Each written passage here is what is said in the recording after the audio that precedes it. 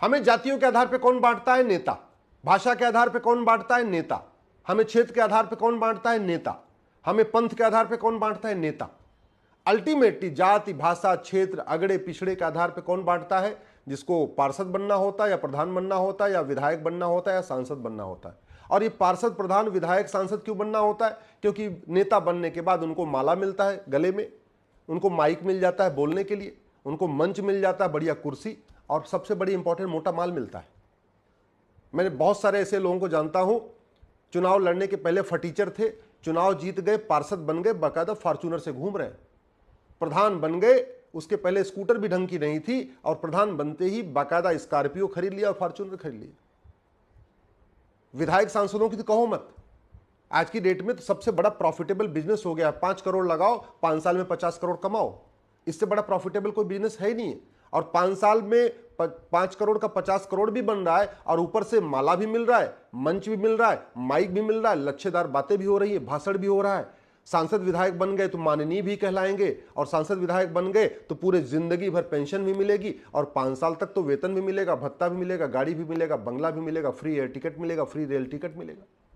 तो अगर हम चाहते हैं कि सामाजिक समरसता आए, जाति, भाषा, क्षेत्र के आधार पर जो बटे हुए ये रुके, तो सबसे पहले भारतीय चुनाव संहिता लागू करना पड़ेगा, और ये जो झूठे वादे हैं इसको गंभीर अपराध घोषित करना पड़ेगा। ये जो बांटने वाला काम है, जो बतौलेबाजी है बांटने वाली, इसको रोकने के खिलाफ कठोर कानून बनाना पड़ेगा। हमारा कानून तो इतना सड़ा हुआ, एक व्यक्ति बोल दिया मोदी को बोटी बोटी कर दूंगा, आज तक कुछ नहीं हुआ, वो सांसद भी बन गया।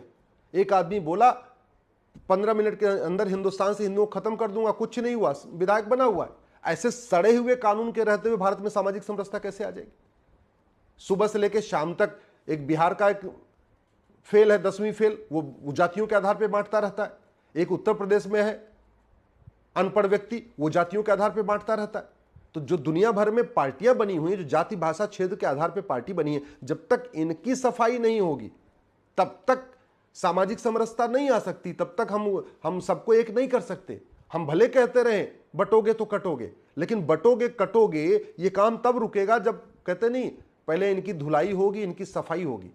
खेत में फसल तभी अच्छी होती है जब बीज बोने के पहले खेत की गुड़ाई की जाती है, निराई की जाती है, खरपतवार की सफाई की जाती है। ये जो सफेद पोष खरपतवार घूम रहे हैं, इनकी सफाई तो हमने किया नहीं। एक नेता सफेद पोस्ट झूठ बोल के आके चला गया कि हमें चुनाव जीतेंगे और 1-1 लाख रुपए देंगे सबको साल में, खटाखट खटाखट खटाखट। क्या हुआ? उसको सजा मिली क्या झूठ बोलने की? नहीं मिली। झूठा वादा करने की उसको सजा मिली क्या? नहीं मिली। और बाकी तो छोड़िए, 70,000 करोड़ का कॉमनवेल्थ घोटाला हो गया, 1,76,000 करोड़ का 2G घोटाला हो गया, 1,86,000 करोड़ का कोयला घोटाला हुआ। किसी को फांसी हुई? किसी की नागरिकता खत्म हुई? किसी की 100% संपत्ति जब्त हुई? नहीं। तो जब तक कानून नहीं बदलेंगे तब तक ये बटोगे कटो वाला मामला थोड़ी बंद होगा। हम जातियों के आधार पर बटे हुए हैं, 10,000 से ज्यादा हमारी जातियां हैं। गोत्र कितने हैं? 125। और जातियों को प्रमोट कौन कर रहा है? सरकार। सरकार गोत्र को प्रमोट करना शुरू कर दे, जो हम 10,000 जातियों में बटे हुए हैं, हम 125 गोत्र में जुड़ जाएंगे। और सबसे बड़ा फायदा क्या होगा? जो गोत्र केरल का है वही कश्मीर के लोगों का है, वही गोत्र बंगाल के लोगों का है, वही गोत्र गुजरात के लोगों का है। तो उत्तर, दक्षिण, पूरा, पश्चिम सारा का सारा जुड़ जाएगा। गोत्र, जैसे गोत्र व्यवस्था को हम प्रमोट करना शुरू करेंगे। जिस दिन हमने नौकरियों के फॉर्म में, स्कूल के एडमिशन के फॉर्म में, या राशन कार्ड, आधार के कार्ड के फॉर्म में गोत्र पूछना शुरू कर दिया, अगड़े पिछड़े का भेदभाव खत्म हो जाएगा। क्योंकि जो गोत्र ब्राह्मण का होता है वही क्षत्रिय का होता है, वही वैश्य का होता है, वही दलित का होता है।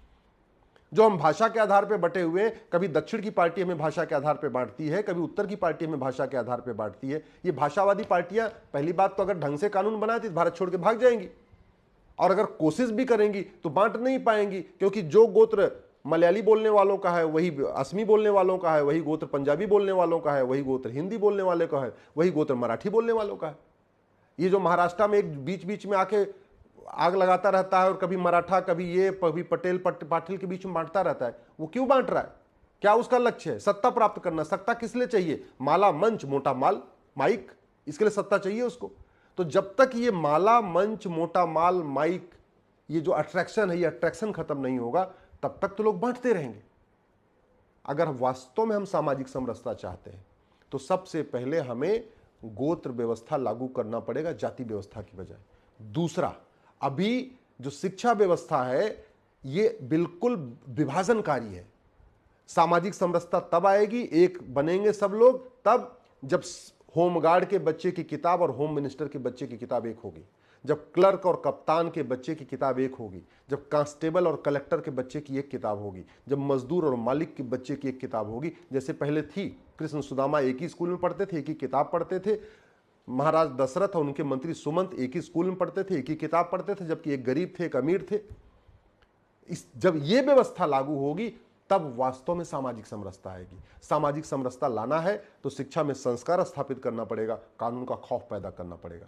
मैं गारंटी के साथ कहता हूं, केवल जुडिशियल रिफॉर्म लागू कर दिया जाए, जस्टिस विद इन ईयर लागू कर दिया जाए, भ्रष्टाचार के खिलाफ कठोर कानून बना दिया जाए, प्रॉपर्टी को आधार से लिंक कर दिया जाए, कम से कम 200 परिवार जो विभाजनकारी राजनीतिक परिवार हैं, जो हमें बांटते हैं जाति, भाषा, क्षेत्र के आधार पे, ये भारत छोड़ के भाग जाएंगे।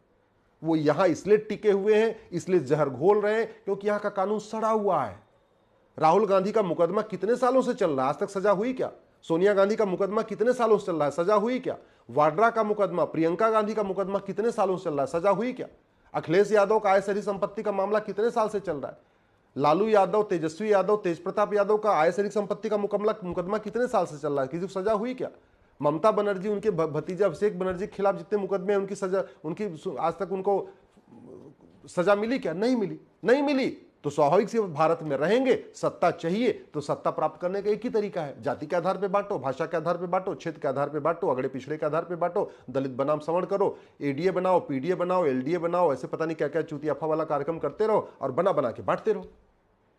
हमने जस्टिस विद इन ईयर लागू किया होता तो महबूबा मुफ्ती और फारूक अब्दुल्ला का परिवार भारत छोड़ के भाग गया होता। हमने अगर जस्टिस विद इन ईयर लागू किया होता तो गांधी परिवार भारत छोड़ के भाग गया होता। हमने जस्टिस विद इन ईयर लागू किया होता, कठोर कानून बनाया होता, साल भर के अंदर सजा मिलना शुरू किया, साल भर के अंदर सजा मिलती तो मुलायम का परिवार भारत छोड़ के भाग जाता। अगर हमने नार्को पॉलीग्राफ ब्रेन मैपिंग कानून बनाया होता और 1 साल के अंदर मुकदमों का फैसला करना अनिवार्य कर दिया होता तो लालू का परिवार भारत छोड़ के भाग जाता, सोरेन फैमिली भारत छोड़ के भाग जाती, ममता परिवार भारत छोड़ के भाग जाता। नार्को पॉलीग्राफ ब्रेन मैपिंग कानून बनाया होता, जस्टिस विधि ने लागू किया होता, करुणानिधि का परिवार भारत छोड़ के भाग जाता, स्टालिन परिवार भारत छोड़ के भाग जाता, जो बार बार सनातन को कैंसर कहता रहता है। मैं कह रहा हूं भारत में कानून घटिया है, इसीलिए घटिया लोग राजनीति में हैं, और जब तक घटिया लोग राजनीति में हैं तब तक सामाजिक समरसता नहीं आ सकती। और हम अपने इतिहास से भी नहीं सीख रहे। हिंदू बटा है, उसका दुष्परिणाम क्या हुआ?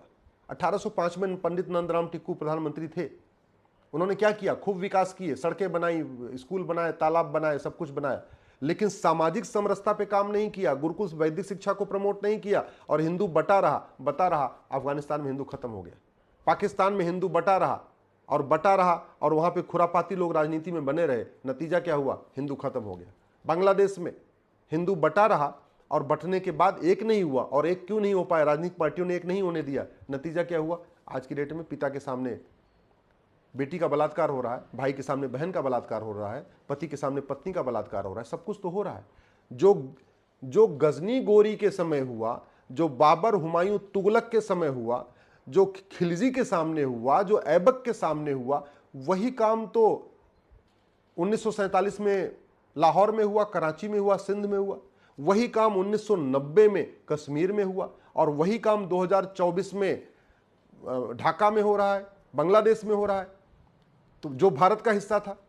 इसलिए मैं कह रहा हूं हम बहुत बड़े खतरे में हैं।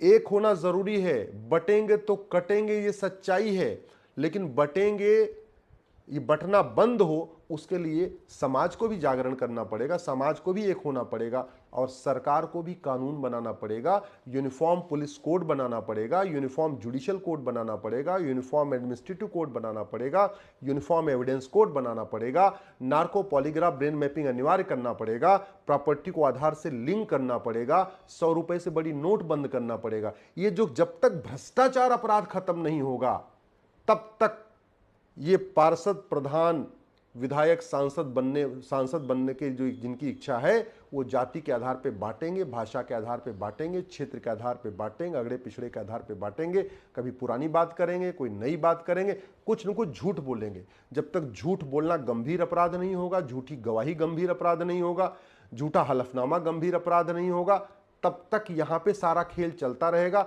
आप देख लीजिए, जो मुकदमे हमारे देश में, भ्रष्टाचार के मुकदमे बाद में खत्म होते हैं, भ्रष्टाचारी पहले खत्म हो जाता है। ये जो सिस्टम है इसको बदलना पड़ेगा। ये सिस्टम बदलेंगे तो सामाजिक समरसता आएगी, ये सिस्टम बदलेंगे तो बंटना भी बंद होगा। सबसे पहले बांटने वाली शक्तियों को भारत छोड़ने के लिए मजबूत करना पड़ेगा।